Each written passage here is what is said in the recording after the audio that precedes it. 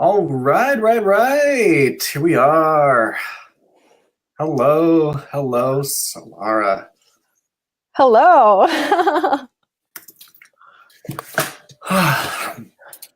All right. I'm really inspired by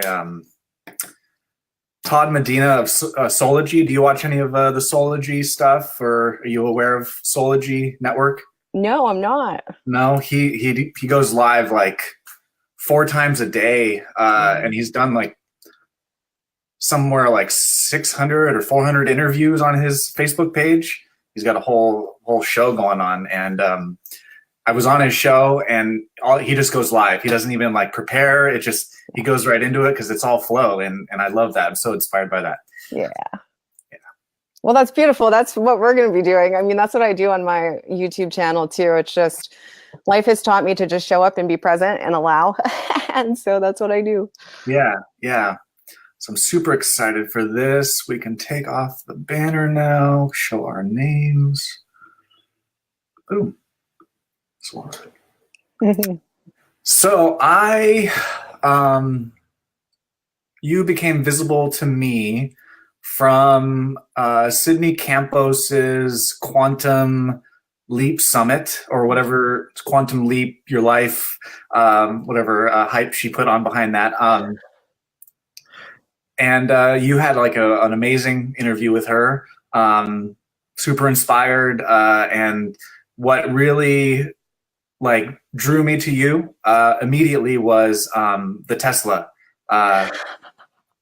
So let me read that part of it. So you've been described as a modern Tesla of human energetics and a living vortex of cosmic magic. So when did that Tesla thing get coined? When did you coin it? When did someone coin it for you? Like, at what stage of your transformation did you like tap into that specific archetype? Yeah, so it's been about 2 years now for that one in particular. I mean, the magic piece has kind of been with me for most of my lifetime, but the Tesla piece came after my Kundalini awakening, when really just all of my circuits were, I would say, truly blown wide open. I mean, that it came through in a very intensified way when I had that awakening. And it was just like streams of electrical energy flowing through me. And I started to interpret the mechanics of the universe, and a lot of the things that we, in mythological language and mystical language, that the ways that we relate to life and energy and all of this, it became very clear to me what was happening on an energetic level. And I started to channel all of that through. And I was actually tapping into Tesla and Einstein at the time. You know how some people channel archangels and all of this? Mm-hmm. I was channeling them, and I was having these profound insights into the nature, the mechanical nature of reality and sacred geometry and attraction and creation, which really isn't creation. It's more influence Right. and transformation. But yeah, all of that started coming through. And so that's how that came about. Wow. So Einstein is a huge inspiration. Like I love how you said it, because like almost it could fall into that channeling territory if you want to look at it like that. But for me, I look at it like, I'm trying to bring more grounding to it, is standing on the shoulders of giants, right? You've heard of that term, right? In terms of pushing things forward. So a couple of things for me is he was the first biography I read in elementary school, Einstein. That's when I learned that we have the same birthday. Wow, very cool. 14 Pi Day. Of course. And so I naturally just had this, like, I don't know, connection to that ever since, that, divine synchronicity put us together like that. And I really do think that the work that I do is standing on his shoulders to push his work even further than he was able to perceive the imagination and the imagination as a tool for human evolution. Oh, that's so profound. Even, well, as we were speaking to Cindy and all the work that she does around visionary creation, I mean, that's the crux of all of it, is the power inherent in that technology that we all have access to, and the accelerated rate at which we can shift timelines when we use it. Yes. Yeah. Yeah. Oh man, so much. Yeah. I think, I don't know how much you know about my story, but I was a huge skeptic, and I don't know how long I mean, have you been a believer in magic and spirituality all of your life? Ah, well, I always had that connection, but I didn't start to understand it until my late teens. And that's when I really started to practice it and use the power of spoken word and calling things forth into being and just seeing it all actually materialize. And so then I went into deep study about all of it. So, yeah, a greater part of my life. Yeah. Wow, you're lucky, lucky. Yeah. I had my first awakening experience at 21 or 22. Mm-hmm. But I think I've always had a knowing, or like a one of the clairs all my life, but just it was dormant because I was a daydreamer, and in I was bored in school, and so I think as an escape from that boredom and being locked into a desk, there was a processing happening. I was like computing. I was trying to like calculate and solve complex problems unconsciously as like the divergence from how bored I was just in school. And so for me, the theme has been like it's like convincing others to convince myself. So I needed that permission to say that the imagination was technology by trying to explain it enough times to like, is this like almost like asking for permission or something before it was like, oh, I can just say it is like, that's what it is. I don't have to like find a lot of people that agree with me before I can say that it's what I see, that validation or that confirmation, but like it's happening more and more. But that's what I call it, is imagination technology. And instead of having to like try to explain it, now I can like just embody it. Yeah. Oh, isn't that so liberating when you're like, the people who are going to resonate with this and just inherently understand it because they're experiencing it, they'll come, they'll show up. Like we'll dance and play and co-create together. And and you can just let go of the need to make it fit into a mold. Hey, you can allow it to be the beautiful, unique expression that it is, wanting to come through you. Yeah. I do. It's that I do see the gift in all of the skepticism and cynicism that I had to process or see my way through, because I got so much data from that. I got so much gold from having to do the work myself without having someone else tell me how to do it. And I think that my soul set that up in a good way, I think. Yeah. So was the skepticism coming from you or from the external? Ooh. I mean, and depending on how far back, I mean, it's the negative worldview was installed into me from my lineage. Yeah. So growing up in that negative outlook, and I don't like to blame, and I don't like to do any of that stuff in terms of like what was passed down onto me, but there was a huge negative worldview both in how I saw the world and didn't see spirit at all, like no school spirit. Like the only place I was able to believe magic was real was in movies, and then beyond that, it wasn't. But then to get to the edge of that worldview and that skepticism, to finally be like, no, I want to transform this shit. Like, and then it was like that work, but I was all on my own. And I don't know how many you talked to that before it's like out in the open. Now we can like talk about it more, like feeling like isolated and alone in it. Like, yeah. Oh, it's so fun because we get to play together now and we get to invoke really powerful time. Well, I mean, the most, I would say, exalted timelines that are available to us, living in paradise and really revealing that reality, that timeline that's already accessible to all of us. Yeah. And we get to do it together. So it's just fun. The more and more people who awaken to this and realize it. Yeah. What's your, I mean, what is your edge right now? Like, Mm. from outside perspective, especially if you look at someone's website like yours and stuff, like there's definitely the rose-colored glasses of like awakened and like master and like all of that stuff. Mm-hmm. I'm curious, like what is your edge? Because you're creating a big vision from what it sounds like, and you're doing all these cool programs. Like, Mm-hmm. what is like the big thing that is the big hurdle for you right now, or do you not look at it like that anymore? Is it no challenges kind of thing? Is it just all ease and flow, or? This is a beautiful question. Thank you for asking that. I toggle back and forth between like everything's perfect, there are no problems, everything is unfolding exactly as it's meant to be. It's like all in that source perspective of seeing things. And then I get into the space of, my human wanting to bring forth more of my superhuman, my supernatural, my mystical, my wild, sexual, erotic, primal, creative, magical, poetic, all these different dimensions of myself that are so rich with vital energy and inspiration. And when I feel it, it moves and compels me. So I can imagine the power that it would have to move and compel others to their own full expression and their creativity.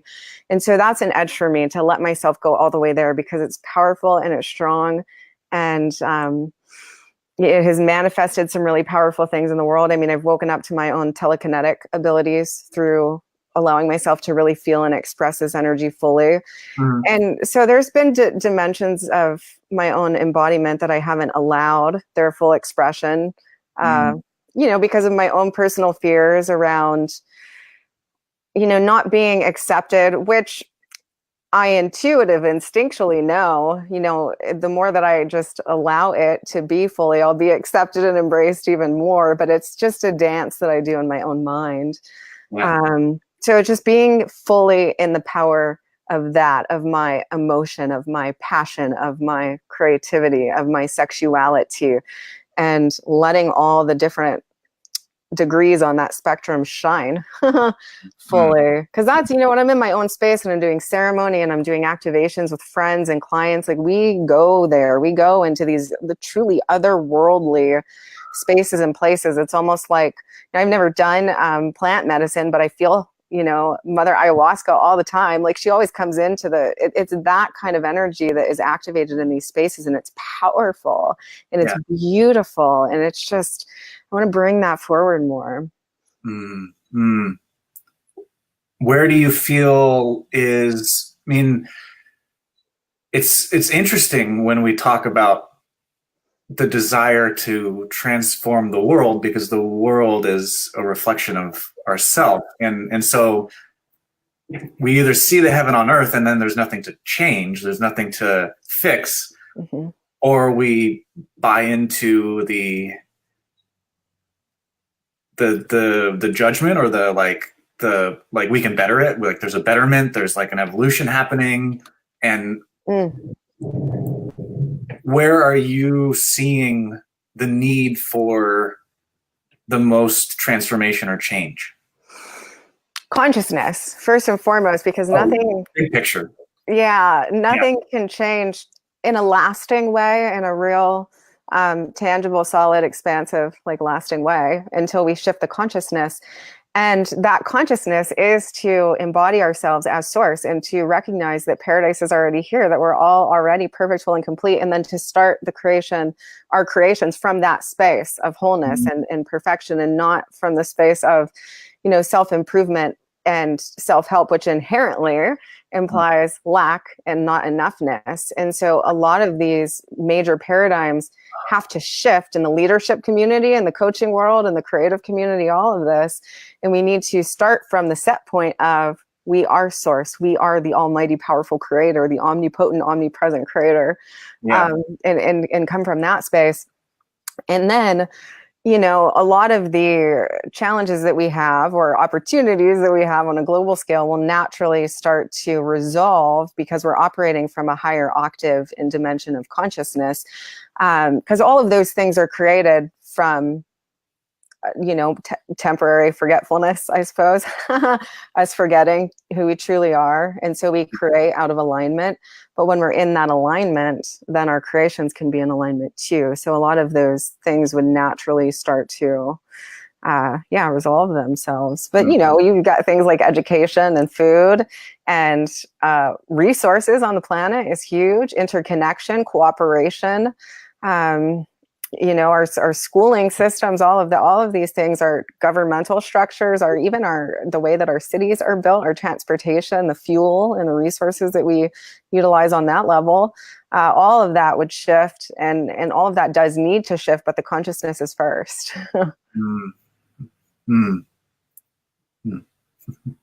I'm buzzing over here, by the way.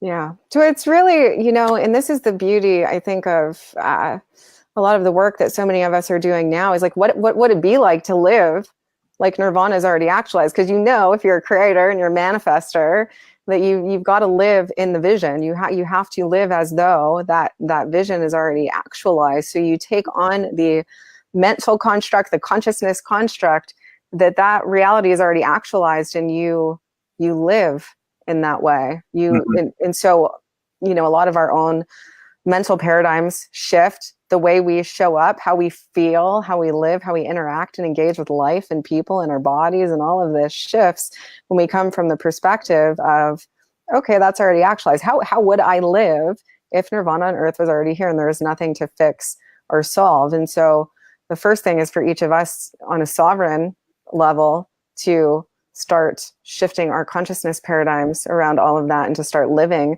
in that way. And then when each being is operating from their full sovereign genius, then we achieve collective unity.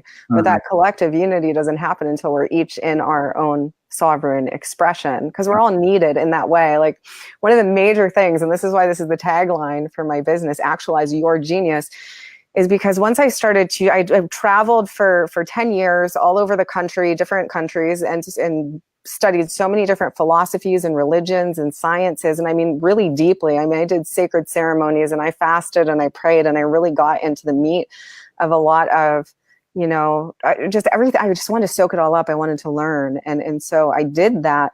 And then I started to see things repeating a lot. I started to see repeating concepts. And I, even in some of the coaching programs that I took to further my own development and my business and my embodiment and all of this, I would see a system passed on from one person to the next with tiny tweaks, to like accommodate the person's actual personality and all of this. Yeah. But it was the core of the information was the same. And I started to question, like, where's the originality here? Like, there's got to be, we're always expanding. There's always more to open up into. Why aren't we opening up into it? And why don't we feel empowered to do so and to trust that? And so a huge part of my mission is to inspire and empower other people back into their own genius. It's all about giving the power back to the individual and encouraging them to trust what they're receiving and to channel that through, because there's not, come on, the real life Willy Wonka, like, nobody else can channel that through but you. Like, you even like absolutely look and exude the part. It's exquisite. I love that so much. Every time I see it, I just get a big, huge smile on my face. And that's what the world needs. We need each of us, like, in our full expression, and then to one another to encourage that and empower that and inspire that, so that we all feel really held and supported and loved and nourished through that process. Yeah. Well, thank you for beaming that back to me. It's something that, like, still, it's bold, and it's something that I'm like growing into still. It's still like a learning process of what that means. Yeah, I was going to ask you how that came to you and how that resonates for you. Well, actually, she's watching. She just left a comment, but Katie Dorn actually. So it's been a huge theme archetype for me ever since I was younger, and I saw it, the movie Willy Wonka and the Chocolate Factory. It left an indelible mark. And then as I got older and I watched it a bunch of times, and there's just something about the light and the dark being embraced, and the wonder, and the compassion, but not compassion. Like, I just love it. It feels so mysterious yet creative, and it connected when, I don't know if you're familiar with Steve Sims. No. No, he wrote a book called Blue Fishing. His brand tagline is "The Real Life Wizard of Oz." Oh, yes, love that. And so I was like, oh, if he could do that, like, what? I'll try this out. And yeah, it's fun. It makes it fun. It makes it fun for me. Oh yeah. I've been playing with like different titles and different ways of expressing myself in the world. I'm like, you know what? I look at, well, and it's tough to like choose, there's so many creative ideas that come through, and we're all the full spectrum of all things. So it's like, in this moment I'm this, and in this moment I'm this, but the primary one that keeps coming through is Oz. Like, just Oz just keeps showing up and being reflected back to me everywhere. And it's just that, it's that magical, and it's wonder. It's true wonder. It's like when things happen in our lives and in our reality, that just strike us, and you're almost just your breath is taken away, and you're in awe, and you're in such appreciation and in that sense of wonder and almost stupefaction in some regards as to, wow, like, this is real, this is actually happening, and I'm witnessing it in real time. It's just wild, the capacities that we all have access to. Yeah. So I want to ask you, so what is your experience of magic and quantum creation and all of this?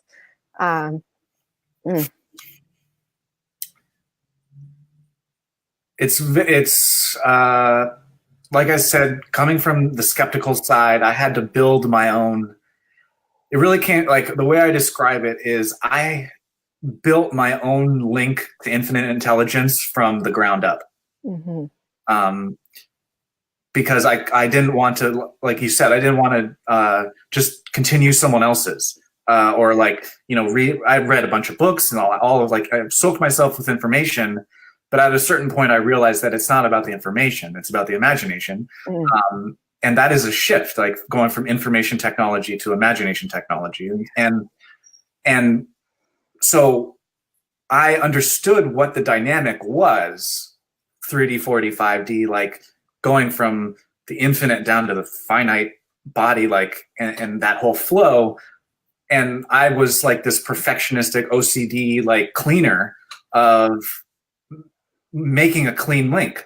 And being so super sensitive to when it wasn't clean or when it wasn't aligned.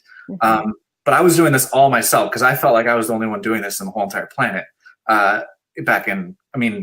I started my journaling and all the diagramming and figuring it out, and mechanics and diagrams and arrows and words and big picture. Like, I felt like I was like discovering the meaning of life, right? Like because of the nature of, like, the stream and the discovery and the research. Like, it felt like I was doing stuff for humanity. And, like, this is going to be huge for humanity. And then at a certain iteration of this, I landed on the quantum self theory, which is the culmination of what I think is on the shoulders of the theory of general relativity. Like I said, Einstein's work, where he took physics and mathematics as far as it could, while with the imagination as his, like, tool, right? Like, all of his quotes have imagination in it, famous ones. But he was in the physics realm, and so what I did is, I feel is we take that and we stand on that shoulders, but it's all about left brain, right brain, and understanding that the silos of the imagination are science, spirituality, and the bridge between the two is philosophy. And so when you can understand that and then tear down the walls, tear down the glass, like we're in the same room kind of thing, then the imagination becomes a lot clearer as the infinite, limitless container of the silos that we're conditioned to be separate because of the school system, because of subjects and classes.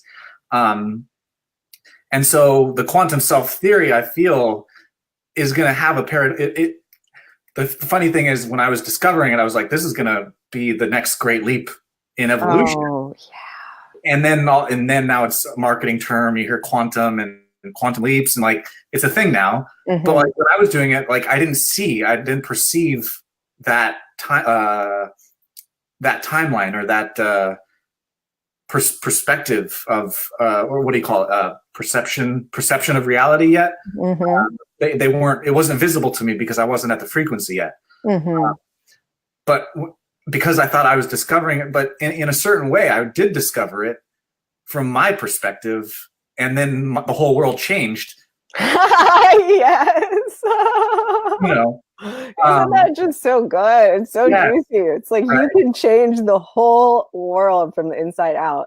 Yes. And that whole time you were servicing humanity. Every step you took, you were servicing humanity. Mm-hmm. Mm-hmm. Yeah. Yeah. And yeah, quantum self theory, 5D. But I had to arrive at it at my own processing. Like I couldn't just hear it from others. Like I had to understand it. I had to connect the logic and the emotion to be able to see what that leap meant, because I was coming from the skeptical side. I had to convince my inner skeptic to make that leap into the right brain and to see why you go from 3D to 4D to 5D and how that actually works, going from the body to the mind to the soul. Mm-hmm. Yeah. Wow. And then ultimately fusing them all together, you know, as one interconnected consciousness. It feels like, because I mean, man, I love my soul and I love my brain so much. I do. I love my mind. When you know, my soul is guiding it and it's not in some way running the show, you know, that's when that's when it gets to be a little bit interesting phrase just came through, loopish. Loopish, I mean, because our mind will do that. It will run in loops when it's not being guided by the soul, is more of a flow that just continues to expand. You know, when we're caught up in the mind, or it is in some way ruling and regulating us, so loops get created. Unconscious channels. Yeah, or even just conscious that I'm running a loop. Yeah. But yeah, that super conscious alignment is what I'm really interested in, and the supra conscious mind, where we completely we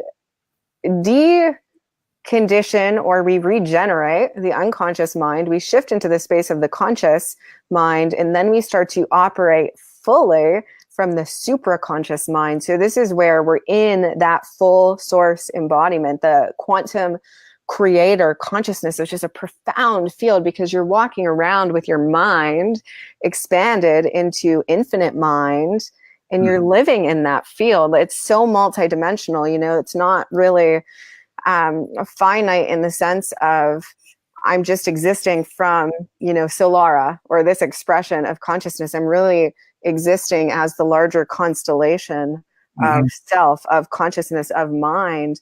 And I interpret it that way. I see it as a massive mind, but not just the brain, but like the interworkings of all energy and consciousness. It's just it's this supra intelligent mind. And one of the ways that I cultivate that and practice it and embody it within myself is to focus solely on the source perspective, which to me is pure abundance. And you were talking about, like, do you see that there are no problems, there are no challenges, there's only, that's part of it, is to really cultivate that and to allow all of the other programs to eventually dissolve, because that's what they do when we start to focus differently. You know, we start to appreciate or grow new neurotransmitters, and all of this, and all that we're not giving our focus and attention to starts to depreciate, and it just becomes something else. It just it transforms into something else entirely. And so my whole focus is in the light of source and the truth of who and what we all are, and in cultivating that perspective in the light of the one. cosmic sovereignty is what's one of the words that wants to come through right now, which is truly ultimate freedom. Because when we're connected to that channel, like you said, and you keep that channel really pristine, and you've got that clear connection to, we can call it source or God or our higher self or our quantum creator consciousness. There's all these different ways that we allude to and reference that dimension of our, it's us, ultimately who we are. When we have that clean channel going and we realize that our connection to that enables us to create everything, and we're operating from the consciousness of unconditional love for self, source, and others, and we're really in that and embodying it, you just become a sovereign creator. You're completely disconnected from the matrix. Everything is going in accordance with your own consciousness, intelligence, direction, the way that you direct energy and light in your reality, and you're just constantly receiving. You're just allowing. It becomes about like lucid surrender or activated allowing, and just everything starts coming to you. And it's just magnificent when you realize the power inherent in that. We all have this capacity. These are all, all the things that we talk about are completely transpersonal, and we'll all eventually activate all of these codes in our beingness, that they're already there, You're free. And you don't have to play by any type of matrix programs at all. You just, and it's just the most exquisite, liberating place. And then, I think from the space of excitement and compassion, you want to invite people into that space. Yeah. What was flashing while you're talking about that is it's the journey from the 3D to 5D or to the infinite. Like, you're going from scattered light, like it's almost like a double prism, because it's a scattered light is in 3D, and that's like that feeling of scattered. It is so prominent for when you're like overwhelmed or stressed. It's because the light is all scattered in all of these different time-space ways. And then the process is like taking that scattered light, and I look at it like the brain is all light to light communication. Neurotransmitters and all that is just light to light, and it's all complex, and it's all the brain. But if you just take that and you really simplify it elegantly into one light beam, you take all that light and you just turn it into one light beam. Like, that's what you're doing. You're taking all that scattered light, you're making it into one laser light beam, and then you're like scoping on it and then diving into one light beam. And then you're going into the multidimensional, and it's like another spectrum of a rainbow, but like an infinite amount of them. Yes. And it's all the way that I see it is it's just like a neon rainbow, because it's sharp and it's defined, and it's all the different colors of the spectrum, but it's even beyond the crystalline structures that are just so beautiful. It reminds me of like an opal. The crystalline energy is, they're very light and feminine and delicate and just refractive and holographic and chromatic, and they're beautiful. And then when the light is really focused in that way, and this is what I get when I channel Tesla, it's just like a neon rainbow. Everything is lucid and clearly defined and focused in all of those. It's a space of simultaneity as well. It's just perfect harmony. It's being in sync with the self and the all simultaneous. It's pure flow. It's a pure flow state. Yeah. It's just and allowing that. And I want to ask you this, so we can play with this for a while, because I'm sure this is many people who are watching are curious about this. How do you take all of this energy out here and focus it through? Well, that's a big question. That's a great question, because I'm a sensitive empath, as I'm sure a lot of people are. And it's been a path of self-mastery, of understanding. So with my theories, the way that I share my work and the elegance of my synthesis, I look at it in dimensions, and this is how I understand multidimensional, and how I teach it is 3D. The third dimension represents the body, and to understand the third dimension, we have to understand the teaching of timelessness. And I take that and I pose it as a theory called the day one theory. And so to ground the body, to get back into your body, and this is all encompassed into understanding sensitivity. So once you take this theory and you practice it, like any theory, like you go and you have the hypothesis that the body doesn't exist in time, and you actually prove it to yourself or disprove it. Like that's how I would have wanted it presented to me. So the day one theory is basically to get you out of the linear collection of time as an identity, telling that story, to telling the story of the day. And it's not exactly timeless, but it's shrinking the amount of time that you're carrying and the relativity of it. And so the day one theory, like that, you prove that to yourself, that the body doesn't exist in time.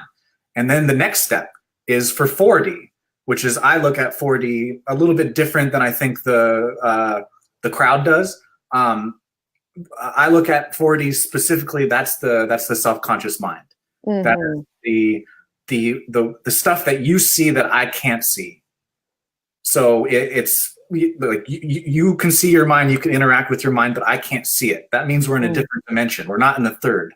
And you start to disentangle 3D and 4D by understanding that they're in different dimensions, that they're not in the same space. And so we have a theory for that called the blank slate theory. And that is supposing the teaching of emptiness, but allowing people to, instead of get scared by it or avoid, like not be able to process or metabolize it, it's allowing them to test it out. Like the natural state of the mind is empty.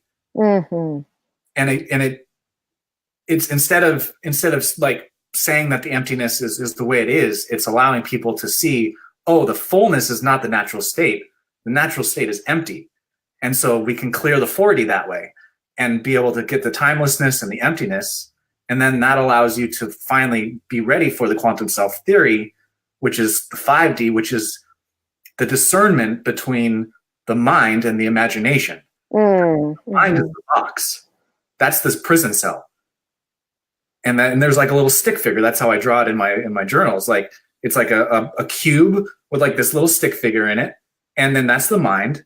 And then the infinite space around it is the imagination. And so when I grasped that and I got to those, it's so elegant to me. It's so, because it's a synthesis. It's taking all the teachings of spirituality. It's taking all of the great works of philosophy and what they were after with their work. And even it's pushing science into the quantum. It's, again, science, philosophy, and spirituality tearing down the walls where they haven't been blurred before, blurring the lines between reality and make-believe.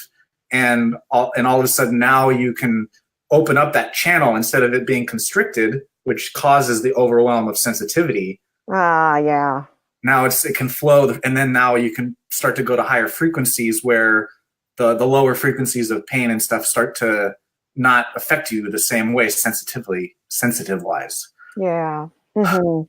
That's beautiful. As you were sharing, I had just an image of the space of the open heart, and it feels like that when we fully allow ourselves to enter into that space, it's cosmic Christed consciousness of allowing ourselves to flower and open and trust, because everything that we're experiencing out here is a reflection of what's happening in our own consciousness. And when we know that, and we can fully open in the space of the open heart and of love to all of this, there's no fear anymore. And you really do start to see all these new miraculous possibilities. And it's really magical how your life shifts and how the people in your world shift. Everything shifts, when we live from that space. It's just that open expansion of the heart, the imagination, being able to see into infinite potentials and possibilities. And it's even the way I experience it as a realm beyond creation, where it's just living in that space. Everything unfolds automatically, simultaneously, and naturally.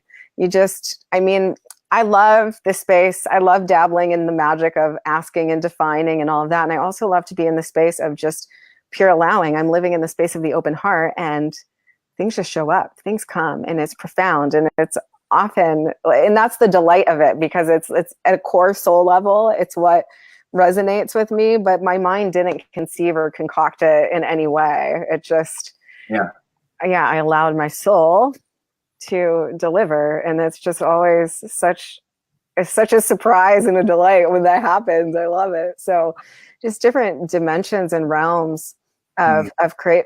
And I mean, it's really a profound space of being Oz, where you're so open and expanded in that space, and things start to happen for you and around you all the time. And it has that, it has a really strong, otherworldly, magical, enchanted vibe to it. I mean, I've watched people in my presence, I've watched their language shift from just being, I'm like, that person would have never said that ever. Like, that's not a part of their repertoire. And then they, you know, just being in the same field, and then I'm just like in awe. I'm like, wow, like that's how that's how powerful this is. And it shifts everything around you. And when you do ask in that space, things materialize instant.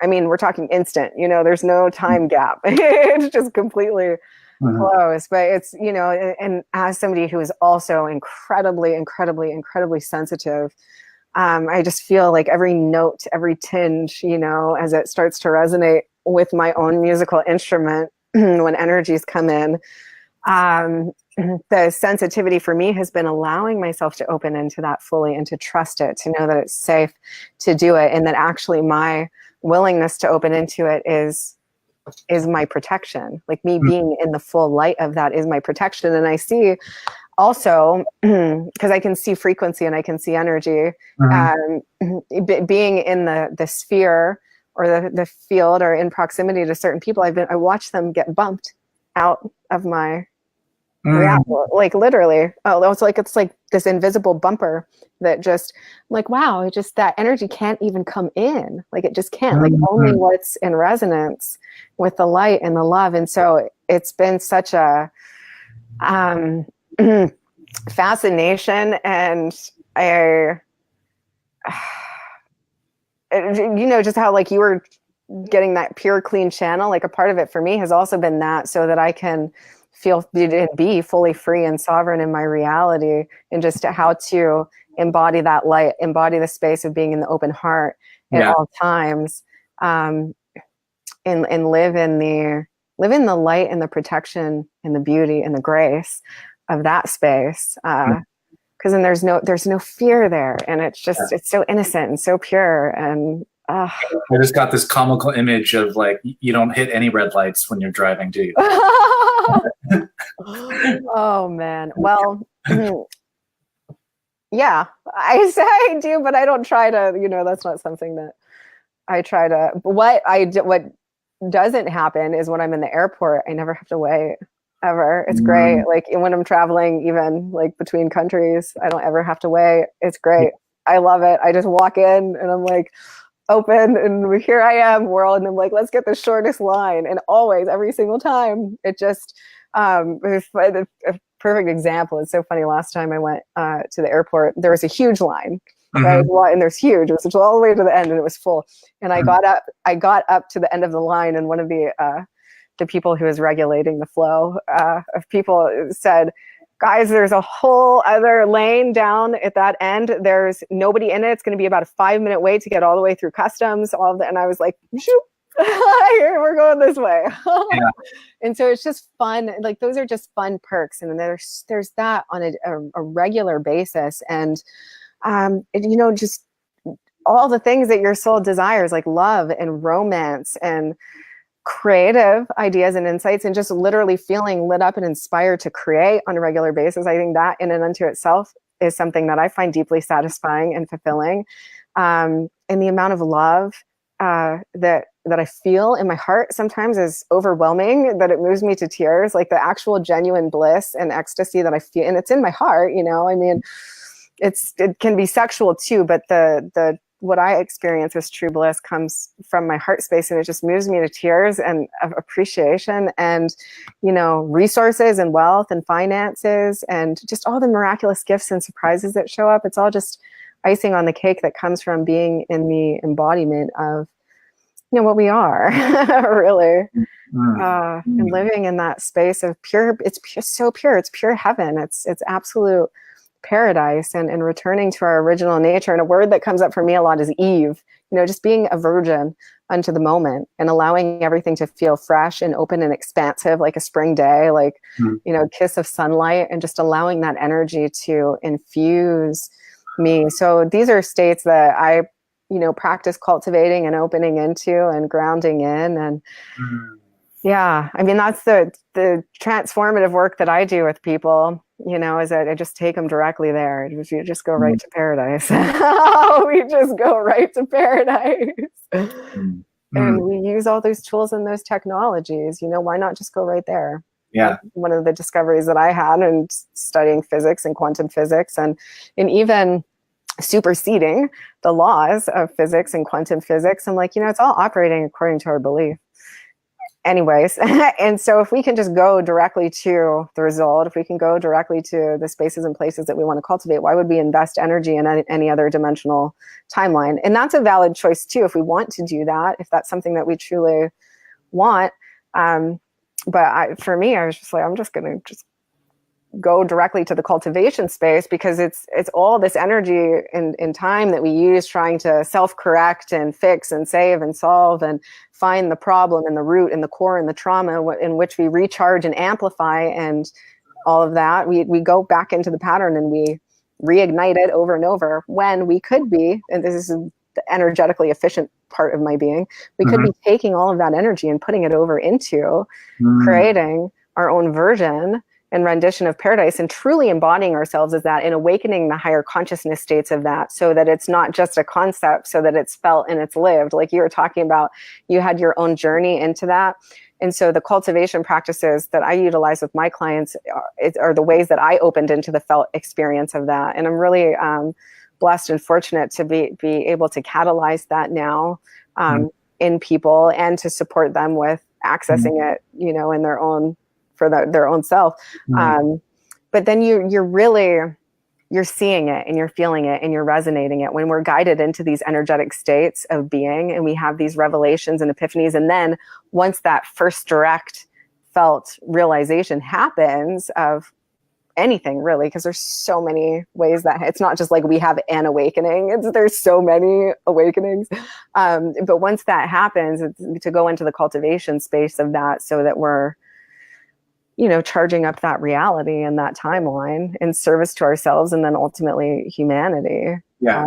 Like cultivation and contemplation. Yeah. Cultivation, contemplation, imagination, because once you have that, you have to nourish it. It's like a child in some ways, just like we have these realizations, and you deserve our attention and our nourishment to be fully integrated and cultivated and all of that. And then it is fully embodied. And and we do that. I do that with each of them as they arise. Yeah. I think that actually goes to answer Amber's question. She just put this, is how is going straight to paradise not considered spiritual bypass? Well, yeah, go ahead. Yeah. Well, and I don't believe in spiritual bypass. I think that it's a paradigm and a concept that people have created from a certain dimensional level of consciousness. So it's what you believe that you have to do to experience yourself fully as a creator is what you will have to do. Hold on one second. I want to follow the stream, but I need to plug in my computer real quick. So in my own journey, in my own experience, I went through a phase where it was about, I had to feel it to heal it. I had to go into all the different traumas that I had experienced and really move to the core of them and feel it deeply and fully, and then ultimately take it all into my heart center to alchemize and transform it into something else. And then as I did that process and I worked through that dimensional reality and experience, I came to a more expanded awareness that it's all choice, that it's just all absolutely based on choice. And we can, go back into those spaces and places if we want to, but at a subatomic level, we could just choose to shift into the space of cultivation and then go through a cleansing process. Yeah. It's really about biological regeneration, to truly shift our stories and our paradigms. It's about biological regeneration. And so we've got to regenerate and rebuild the body. And one way to do that, I have discovered, is to just go directly into the space of making the changes. But it requires us to let go of a lot. Our addiction to patterns, our addiction to certain lifestyle choices and all of that. So in that way, it can be intensive. Yeah. To just go there, and a willingness to want to go there. But it's like, let me feel into a good example. You know, any choice that you want to make in your life, if you want to switch a lifestyle habit, you don't have to keep doing the thing that's harming you in order to move into the thing that's nourishing for you. Right. You can just go directly into that thing. And you can also just take your own time and space with it, because we're all operating in a very unique way. And some people need there to be, a progression, like a natural, gentle, elegant progression of that. And that's beautiful too. But none of these things are necessary. It's all a choice that we make. You know, you could just immediately go into the space of, I'm going to take all that energy that I was giving into this negative or destructive, or I think of it as generative energy and power, fertility, abundance, versus degenerative. And so all the things that we're trying to release from our genome and our genetics and our epigenetics and all of this are the patterns of degeneration. And so if we want to go into the space of pure fertility, we can just go there and take all of that energy that we were focusing into anything that was degenerative, whether it was a lifestyle choice or relationships or mental paradigms, consciousness constructs, all of this, and we can shift into cultivating the new. So we take all of that energy and we focus it into, okay, what is the most abundant expression of me? What is the truth of my super conscious self, my higher self, my genius? And can I go into the space of redirecting all of that energy into cultivating that super consciously? And then everything over here starts to naturally dissolve and be cleansed and be cleared, especially if we're shifting. There's just a part of it. We have to shift our health patterns. The body starts to rebuild and regenerate itself. The brain starts to rebuild and regenerate itself. All of our neurotransmitters start to fire differently.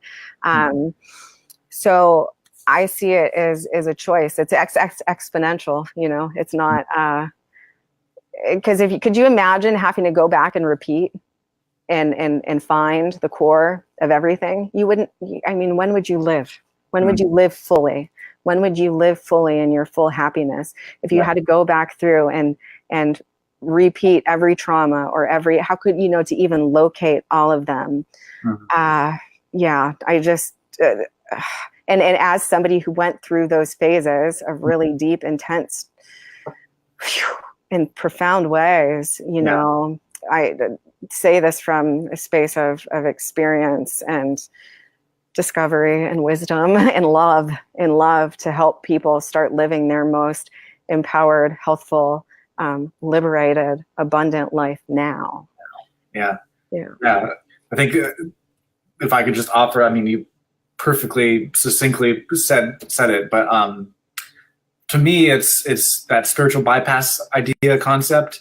It's like the you can look in the back of the book for the answers, and you can do that anytime. But if you don't have the logical, emotional connections, you can't sustain it. And the universe will make sure that you understand it, that you see it, you see the vision, and you are connected to it. Otherwise, it won't sustain. And so, yes, you can hop frequencies, get a glimpse of heaven, get a glimpse of paradise. But if it's not connected, mind, body, spirit, all the way through, it won't sustain. Yeah. So, yes, you can bypass, but if it's not a true insight, realization, awareness, then it won't. You'll just hop back down. It'll be a leap and a fall. Yeah. That's ability. That's how. Yeah. Well, in the work that I do, and why this is so important to me, is to provide tools for people to directly access these states and then to continue to cultivate it. Because the key is the transformation can be instant. I mean, how many people have had an awakening and that's instant, and then you go back into the old consciousness, and then you're forever looking for, how do I get back into that space? And it becomes, and that's how most of us start our journey, our quest of seeking and self-discovery and all of this. But what if there were the tools available to truly, richly help people to embody it then? So once that realization has been had and felt and experienced at the visceral level, how to maintain and sustain that moving forward, and so that it's not lost unto them, and so that they don't slip back into the old consciousness. And so that's my work. My work is to facilitate the direct realization, and then it's maintenance and expansion. But the most important space was once those realizations they have to be nurtured, they have to be cultivated, they've got to be enveloped and embraced and loved and truly watered like a garden, so that they can grow and flourish. But I don't think in any way it's necessary to continue to choose lower dimensional states of consciousness. Oh, completely agree. Having said that, from diving in there and doing all my work and research, but that I totally see what you're saying. I want to bring this. I've got a couple things. Let's bring this back to pop culture for a second. What is the mark for you that the movie The Matrix, or the documentary The Matrix, had on you?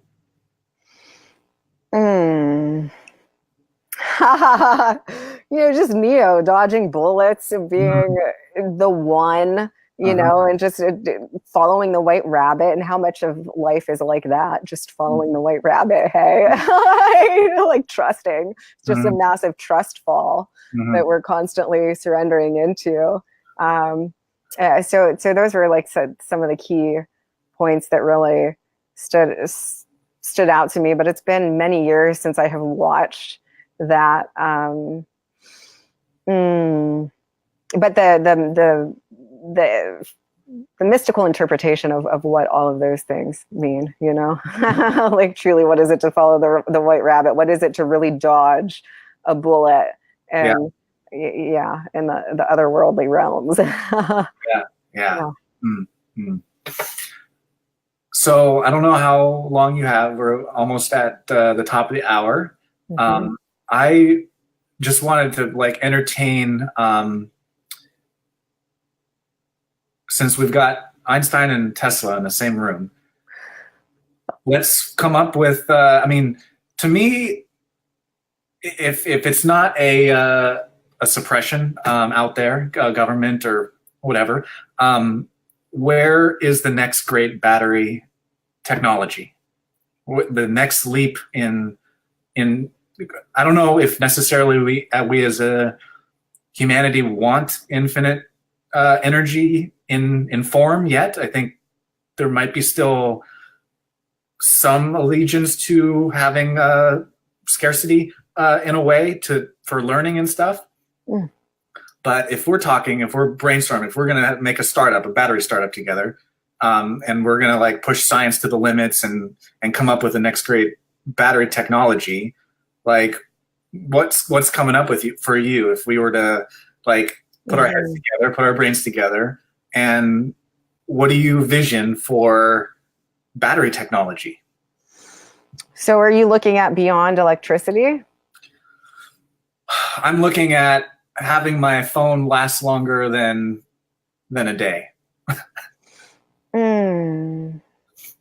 Or the Tesla car not having to charge. Oh man, do you know about 5G? Yeah. Oh yeah. The wireless tech, cellular, the next level cellular, right? Yes. Will you share with me what you know about that technology? I've heard, the tech side, just the next step up from LTE. That's what I understand about it, in terms of speed and throughput and bandwidth.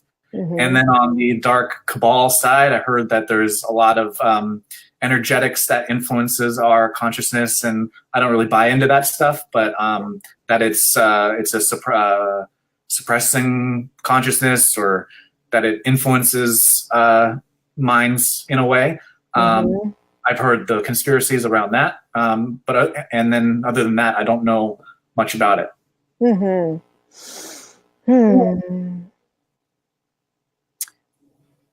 Yeah, I didn't get the conspiracy thing either. I actually saw it as a really beautiful upgrade, and actually a reflection of the way that we're upgrading as a consciousness.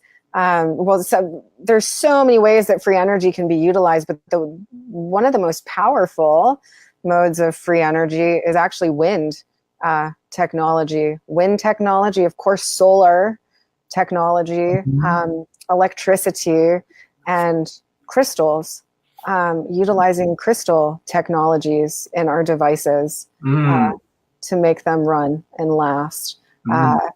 I think for humans, the one of the most electricity, yes, and wind power is really potent for humans, even beyond, because we talk about flow a lot, there's a lot of, because there's all these different elements. There's in light, of course, light. I mean, light is the prime. it's what's allowing all of this. But it's a combination of all of these different technologies. And as far as creation goes, with the human body, wind power seems to be the most effective to work with currently. You think we're moving away from batteries? Well, I mean, eventually we'll move away from batteries, yes. Yeah, we have much more sophisticated technologies. What do you get timeline-wise for that? Oh, man. Well, so what I'm hearing is it's up to us. It depends upon the rate at which consciousness expands. And so here's an interesting duality, and I was feeling this earlier when you asked another question, but we didn't go there. So simultaneously, heaven on earth is already actualized. We're already there. It's already a timeline and a dimensional reality that exists, and we're all awakening to it, remembering it, evolving, expanding, and growing into it. So there's the space that I call superabundance, where we're all self-actualized. There's no more evolution. There's no more expansion. We're living as the eternal now. And within the context of that, all is abundant. I mean, it's all abundance of beingness, of embodiment, of on all dimensional levels. But then there's the space where we're still in time, right? And so while we're all headed into that space of a self-actualized nirvana, the ultimate singularity, we are also each independently becoming that singularity first. You've got to become a singularity unto yourself. I become a singularity unto and so on and so forth. And as we each do that, we achieve the grand singularity. So it's up to us. It's up to who's focusing consciousness in the direction of accelerating that, who's choosing for the timeline on that, who's devoting energy to that. I mean, I know I do planetary activations daily in devotion to the acceleration of human consciousness, of planetary consciousness, of the optimization of our species, our genetics, our epigenetics, our DNA, and all of that. So it just depends what consciousness is devoted to, making that shift, and that'll determine the timeline on it. We ultimately choose that. I'm not necessarily devoted to placing my energy into that at this stage in the game, but at some point I might be, if it feels like it's an important thing to shift on the planet. I mean, resources, free energy, like human free energy, our connection to pure power in source, the expansion and elevation of consciousness is where most of my attention to direct the virtual holographic reality game is going currently. But that all shifts. But so that's what I'm getting on the timeline. It's just a matter of choice, the evolution of the consciousness, and those who move into that realm to accelerate it. So there's acceleration, there's acceleration, there's expansion, and there's raising. All simultaneously. All simultaneous. Yeah, those are all the different axes, because it's the way I think I've done a post about this, but the acceleration, I mean, that's the time relativity. So that's all relative to what our previous marker was, which is closer and closer to right now anyway. And then raising is up the ladder. That's up the y-axis of frequency. And then expansion is interesting because I think what you said, it like at a point evolution stops because expansion stops because it's infinite already. And there's because what is actually expanding? There's no form expanding. There's nothing it's emptiness, it's filling itself. So what is expansion when there's no form expanding? Well, the consciousness is expanding.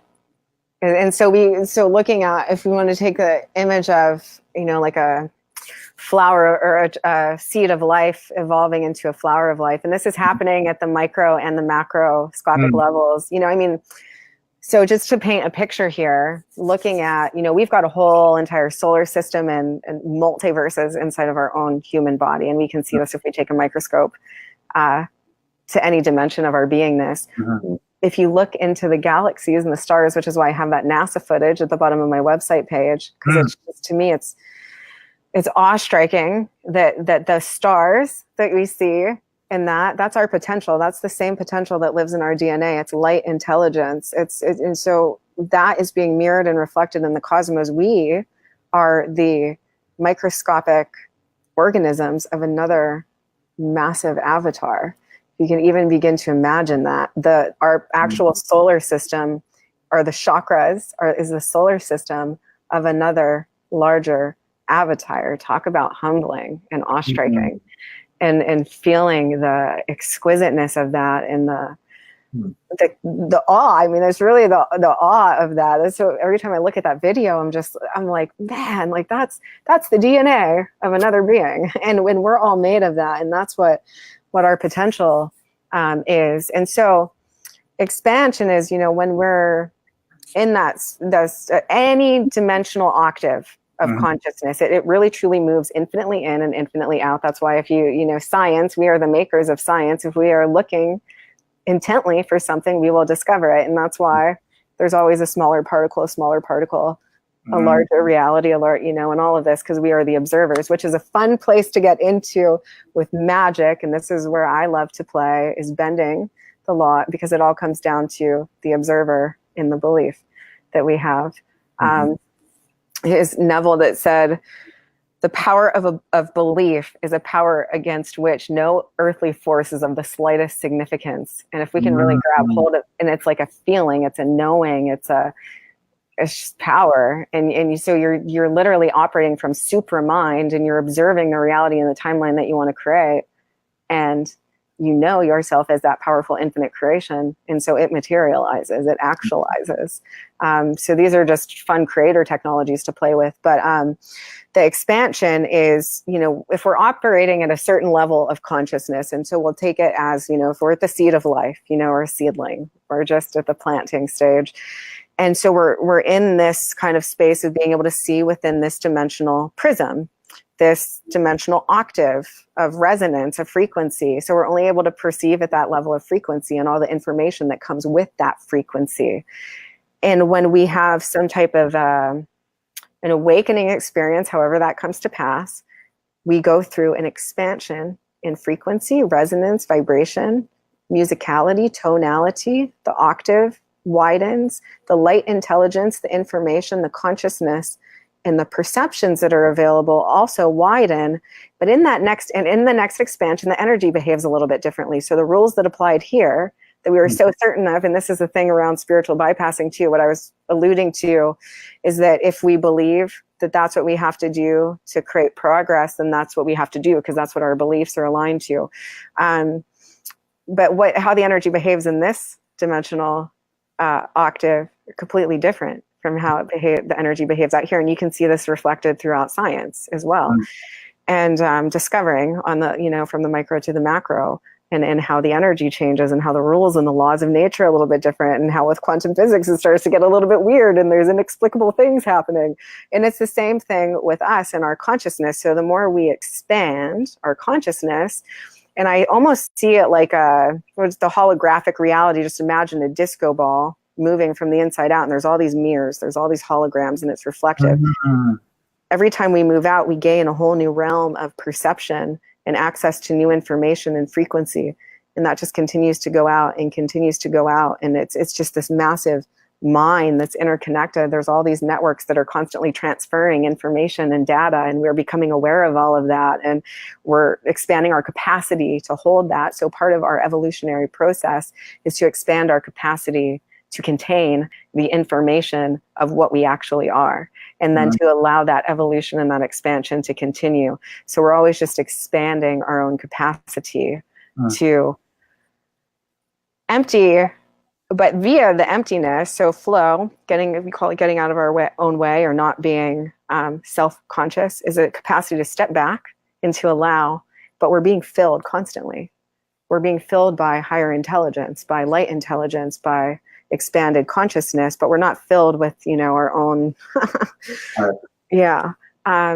and so that expansion, we just continue to expand out into all the different dimensions of ourselves. And so it's this non-ending odyssey of self-exploration and self-discovery. But in that field of infinity, the way that I have experienced it is that we're out in this, and it becomes a torus vortex that's looping through. And we're in that infinite creation, and we're embodied in that whole field of absolute knowing and remembrance, which is possible to have that and to experience that. Is I believe that it's our birthright and our destiny to know and to remember fully all that is, to have access to all information, all knowledge, all wisdom, all intelligence as source, as source, and to be in that. And then the amount of timelines inherent in that is just infinite. So if you've ever had deja vu, it's like shifting in and out of a timeline, like, oh, I've lived this moment before, but in a slightly different way. So the interpretations and the ways that we experience and live through things in that expanded embodiment are infinite and unending. There's so many variations and focal points that, just imagine all the different ways that you could be focalized in a single moment. So imagine that for all of us, and that's just one moment. So just think of all the many moments that we create. When we create time,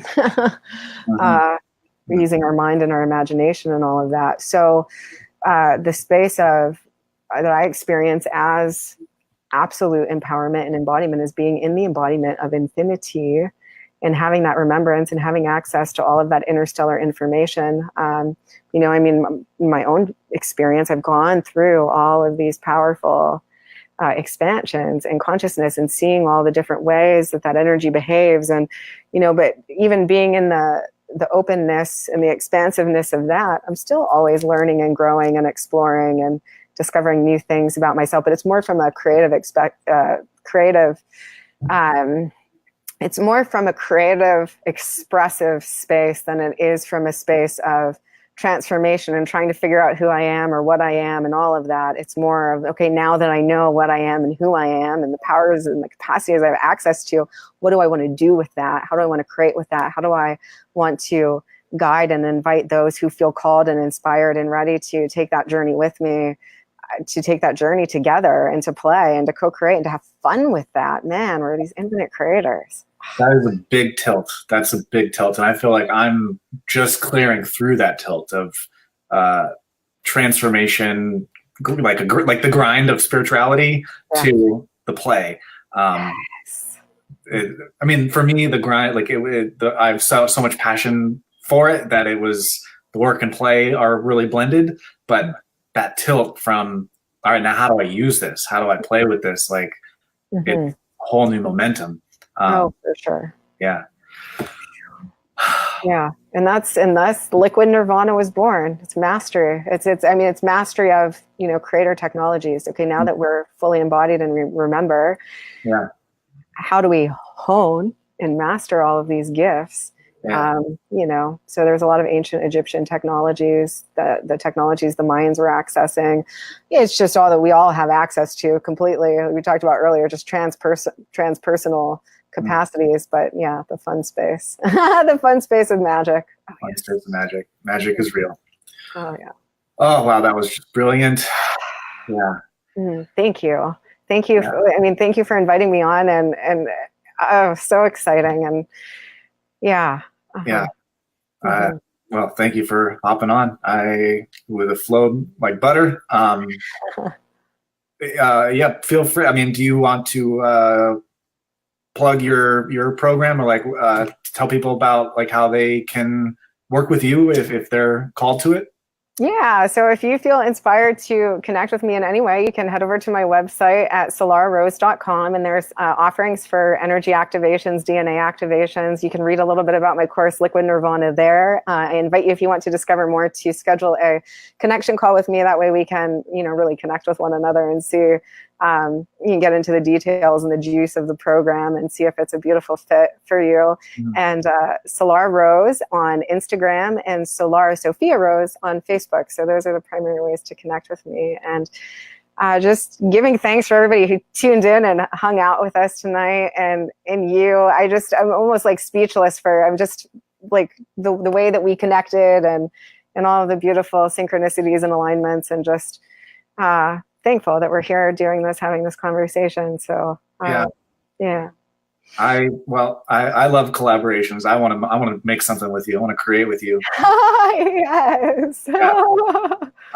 So maybe sometime in the future. But yeah, this was amazingly fun. Yeah, beautiful. Thank you so much. Yeah. All right. Bye-bye, guys. Thank you for tuning in.